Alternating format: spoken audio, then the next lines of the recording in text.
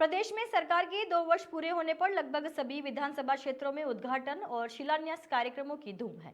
आमतौर पर इन शिलान्यास पट्टिकाओं पर मुख्यमंत्री, मंत्री, सांसद या विधायक का नाम तो दर्ज होता ही है, लेकिन ये जानकारी नदारद रहती है कि परियोजना का ठेकेदार कौन है, लागत कितनी है और कार्य की गारंटी अवधि क्या है।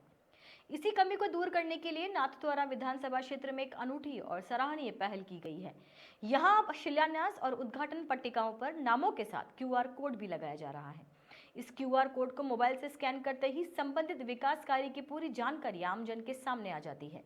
डिजिटल व्यवस्था के तहत ठेकेदार का नाम, स्वीकृत राशि, अब तक किया गया खर्च, कार्य की प्रकृति, विभाग, समय सीमा और अन्य महत्वपूर्ण विवरण एक क्लिक में उपलब्ध हो रहे हैं। इससे किसी भी निर्माण कार्य में लापरवाही या अनियमितता करने वाले ठेकेदार की पहचान अब आसान हो गई है।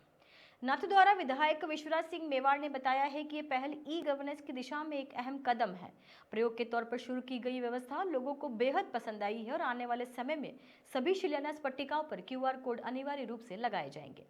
इस पहल से भ्रष्टाचार पर प्रभावी नियंत्रण की उम्मीद जताई जा रही है।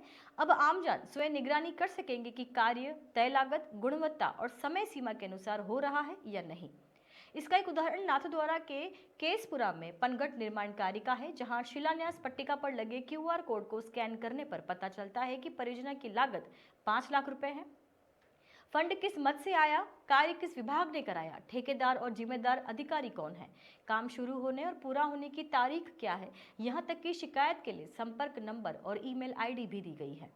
राजसमंद सांसद महिमा कुमारी मेवाड़ ने बताया है कि शिलान्यास पट्टिकाओं पर क्यूआर कोड की यह पहल विकास कार्यों को अधिक पारदर्शी, जवाबदेह और जन केंद्रित बनाएगी। उन्होंने कहा है कि जनप्रतिनिधि के नाम से ज्यादा जरूरी है कि उस ठेकेदार का नाम सामने हो जिसने काम किया है। इससे जनता को सही जानकारी मिलेगी और काम की गुणवत्ता भी सुनिश्चित होगी।